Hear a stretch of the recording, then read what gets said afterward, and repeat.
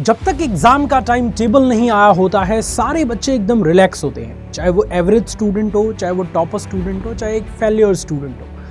हालांकि average students तो हमेशा ही जो है वो मतलब रिलैक्स ही होते हैं कि ठीक है एग्जाम तो दूर है, हम करते रहेंगे। परंतु टॉपर भी रिलैक्स ही रहते हैं, मतलब एकदम फ्लेक्सिबल तरीके से वो पढ़ते हैं। जिस दिन मन किया उस दिन पढ़े, जिस दिन मन किया उस दिन नहीं पढ़े, राइट। लेकिन जैसे ही बोर्ड का टाइम टेबल आ जाता है एक अंदर से एनर्जी बहुत तगड़ी उभर के आती है सारे टॉपर स्टूडेंट्स के बीच में। और अगर एक टॉपर स्टूडेंट आप हो ना तो मेरी बात से तुम रिलेट कर पाओगे। फिर टाइम टेबल आने के बाद ऐसा लगता है कि आज से ही पूरा जान झोंक दूं। जो सबसे पहला पेपर है उस पर फोकस अपने आप बनने लगता है, अपने आप उन सब्जेक्ट्स की तैयारी करने का मन करने लगता है और धीरे धीरे हमारी टाइमिंग भी बढ़ने लगती है। जो हम सेल्फ स्टडी 2 घंटे, 3 घंटे, 4 घंटे करते थे, अब उस सेल्फ स्टडी की टाइमिंग को बढ़ा के 6 घंटे, 7 घंटे, 8 घंटे कर लेते हैं। और इसी में एक एवरेज स्टूडेंट्स पीछे हो जाता है। पता है, टाइम टेबल नहीं आने के पहले तक ये एवरेज और टॉपर ऐसे ही चल रहे होते हैं, परंतु जैसे ही बोर्ड का टाइम टेबल आता है ना, एग्जाम के 60 या 70 दिन पहले, वैसे ही ये डिफरेंस धीरे धीरे बढ़ता जाता है और टॉपर स्टूडेंट्स आगे निकलते जाते हैं और एवरेज स्टूडेंट्स नीचे बैठता चला जाता है। क्योंकि एवरेज हमेशा एवरेज की तरीके से ही सोचता है और टॉपर एक्स्ट्रा ऑर्डिनरी सोचता है, जिसकी वजह से वो गेम चेंज कर देता है। तो अगर आप एक ऐसे स्टूडेंट हैं जो एवरेज से टॉपर बनना चाहते हैं तो मेरी कुछ बातें हमेशा याद रखिएगा। सबसे पहली बात कि अगर आपके एग्जाम का टाइम टेबल आ चुका है ना, तो अब पढ़ाई के करने के तरीके के बारे में आपको इंप्रूव करना पड़ेगा।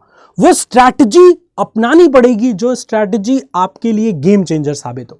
क्योंकि अगर आप ऐसे ही चलते रहे ना तो ऐसे ही चलते रहेंगे, कभी एक स्टेप ऊपर जाके नहीं सोचेंगे, है ना। जैसे फिजिक्स में पढ़ाता हूं, तुमको पता ही है बच्चों कि इलेक्ट्रॉन ग्राउंडेड स्टेट में ही रहना पसंद करता है, यानी कि मूल अवस्था में ही रहना पसंद करता है। परंतु जैसे ही उसको बाहर से एनर्जी दी जाती है ना, वो फटाक से एक्साइटेड स्टेट में पहुंच जाता है, राइट। और जब वहां से फिर ग्राउंडेड स्टेट में आता है तो एक रेडिएशन, एक विकिरण उत्सर्जित करता है। ठीक वैसे ही आप भी हैं, सारे स्टूडेंट ऐसे चल रहे हैं। कहीं अगर मेरी वीडियो तुमको मिल गई, एक अलग सा जुनून तुम्हारे अंदर जग गया कि सर ने कहा है तो अब तो मैं एकदम बेस्ट दे के रहूंगा, तो जैसे ही एनर्जी मिली तुम इन स्टूडेंट से एक स्टेप आगे निकल जाओगे।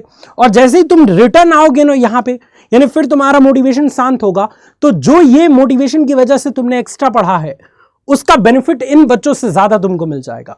और जितना घंटा ज्यादा किसी स्टूडेंट से आप पढ़ते हो और जितना फोकस होकर पढ़ते हो, उतना ही उन स्टूडेंट से ज्यादा बेनिफिट आपको रिजल्ट में मिलने वाला है।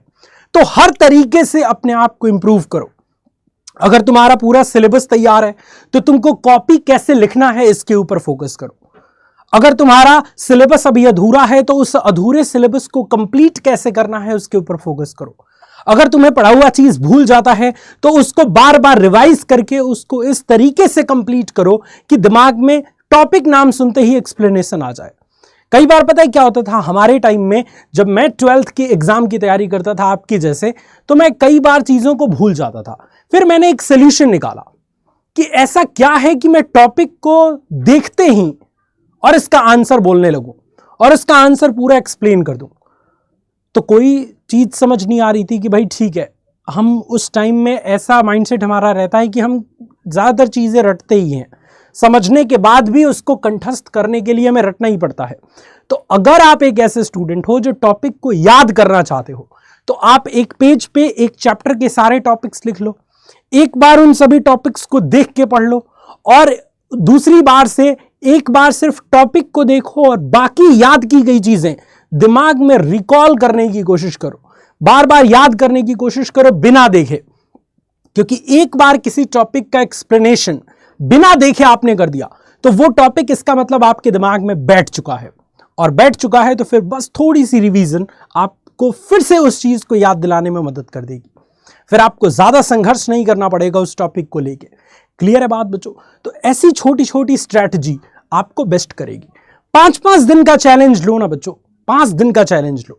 जैसे 5 दिन का तुम चैलेंज लो कि अगले 5 दिन मुझे सारे सब्जेक्ट के रिवीजन पर फोकस करना है, तो 5 दिन आप पूरे सब्जेक्ट के रिवीजन करते हुए नजर आएंगे। अगला 5 दिन या 2 दिन छोटे छोटे टारगेट लोगे तो पूरा करने में आसानी होगी। अगले 2 दिन या अगले 3 दिन या अगले 5 दिन मैं सिर्फ आंसर राइटिंग करूंगा हर सब्जेक्ट का, तो हिंदी के मॉडल पेपर लगाना सॉल्व कर दिया, फिजिक्स के क्वेश्चन प्रैक्टिस करना लिख के शुरू कर दिया, मैथ के क्वेश्चन प्रैक्टिस करना लिख के शुरू कर दिया, जिससे आपकी लिखावट भी बनेगी, आपका टारगेट भी कंप्लीट होगा और इन छोटी छोटी स्ट्रैटेजी से आपके परफॉर्मेंस में भी इंक्रीज आएगा। आपको अंदर से कॉन्फिडेंट फील होगा और फिर आप बेस्ट करेंगे। तो इसलिए हर छोटी छोटी आदतें आपको बड़ा रिजल्ट देती हैं बच्चों।